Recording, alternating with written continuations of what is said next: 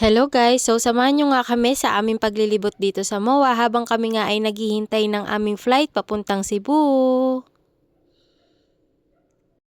So today is May 10 nga at maaga nga kami nagpunta dito sa Manila at nag-book na nga din kami ng aming tutuluyan dito. Bali ang araw nga ng flight namin ay May 11 at ang oras naman ay 3 AM. So medyo maaga nga kami nagpunta, one day ahead nga bago nga yung flight namin para kahit papaano maaga-aga kami makapunta sa airport. The same time makapagpahinga muna kami dito sa aming tutuluyan para naman kahit papaano sa aming pag-flight ay medyo may pahinga kami. So pagkarating nga namin dito sa Manila, dumiretso na nga din kami dito sa tutuluyan namin para naman makapagpahinga muna bago kami makapaglibot-libot. Yes, meron niya kaming balak maglibot sa MOA ngayon. Kaya nga ayan, kumakain muna kami at para makapagpahinga at makapunta na nga rin doon. Ayan nga, pagkarating nga namin dito, nag-order na nga lang din kami ng food namin para naman nga makakain muna kami ng lunch namin. Ayan, nag-order nga lang din muna kami ng 1 bucket Popeyes na may 8 pieces ang laman at 4 pieces na spaghetti at ganun din may rice na 4 na din. Yung pagkain nga namin na yan, naka 1,000 nga kami dyan, mahigit. At ayan nga ay hanggang hapunan na nga din namin yan nakain at bago kami umalis na busog na nga rin kami. So pagkatapos nga lang din namin kumain, syempre natulog muna kami dyan hanggang alas 4 kami natulog at umalis na din kami ng 5 PM. Pagkaalis nga namin, dumiretso na nga din kami dito sa MOA at para naman nga mailibot namin yung mga bata. Ito nga yung target place namin kung saan namin pwede ilibot yung mga bata habang naghihintay. So ayan nga, hinayaan nga lang namin sila dyan maglaro. Bumili lang din kami ng tokens para naman makapaglaro sila at makapaglibang-libang bago nga kami lumipat doon sa seaside. Medyo mainit-init pa kasi dyan ng mga oras. By the way, ito nga pala yung unang beses na makapunta si Thor at si Emmy dito sa MOA. Pero si Kuya Mojo nga ay maraming beses na siya nakapunta dito nung nakatira pa kami sa Bacoor. Nung nakatira pa kasi kami sa Bacoor, lagi kasi kami dyan namimili. Lagi namin kasama si Mamu, yung lola nila, para mamili dyan. Pero dahil nga gawa nga ng lumipat na rin kami sa aming probinsya at nag-pandemic nga, hindi na nga rin kami nakabalik agad-agad dito. Kaya ngayon na lang ulit kami nakapunta kasama silang tatlo. So ito yung unang beses na magkakasama kami na isang buong pamilya na nakapunta dito sa MOA. At ito rin yung unang beses na nakapaglaro sila dito sa Tom's World ng MOA. So kung makikita nyo nga, puro laro nga lang yung ginagawa namin dyan dahil medyo patay oras nga kami dyan at talaga namang nag-uubos lang kami ng oras para nga makapaghintay na gumabi na rin at para makapunta sa seaside. So ayan nga, nung medyo gumabi-gabi na nga din dyan, medyo nag-decide na nga din kami na lumipat na nga sa seaside at pumunta na nga rin doon para makasakay nga dito sa Ferris wheel. So ito nga yung first time na nakapunta kami dito at nakasakay yung mga bata kasama ko. Sobrang nakakatuwa nga yung mga reaksyon nila nung medyo mataas-taas na nga kami at dahil nga nagagandahan sila sa mga ilaw na nakikita nila. Pero kung makikita mo nga talaga yung view, sobrang ganda nga talaga sa taas. Kaya ito talaga yung time na gusto ko na makasama sila para makita at ma-appreciate nga nila yung pagsakay dito. So pagkababa nga lang din namin dito sa Ferris wheel, saktong-sakto nga ay ito na nga yung oras na nagpaputok sila ng fireworks dito sa seaside. So sakto nga yung punta namin dito kasi ito nga din yung time na nagpaputok sila ng fireworks at ito rin yung first time na medyo malapit kami sa fireworks kasama yung mga bata kaya medyo takot na takot si Emmy nung mga oras na yan. At kung titignan nyo nga ay sobrang lakas talaga ng mga paputok kaya si Mojo at si Thor ay talaga namang nakatakip ang tenga at si Emmy talagang umiiyak sa sobrang lakas ng tunog. So sa mga oras na yan, mag-aalas 8 na nga din ng gabi na yan at naghanap na nga din kami ng makakainan namin or bumili na nga din kami ng pagkain namin dyan para makapunta at makabalik na nga kami agad sa hotel. So by the way, sa Sogo lang din kami tumuloy niyan at kumuha kami ng malaking room para sa amin. For 12 hours, naka 2,050 nga kami dyan habang naghihintay nga kami papunta ng airport. Pagkatapos namin bumili ng pagkain, nagbook na nga din ako ng Grab para makabalik na nga kami ng hotel. So para kahit papaano, hindi kami mahirapan sa pagbiyahe. So yun lang, maraming salamat sa panonood.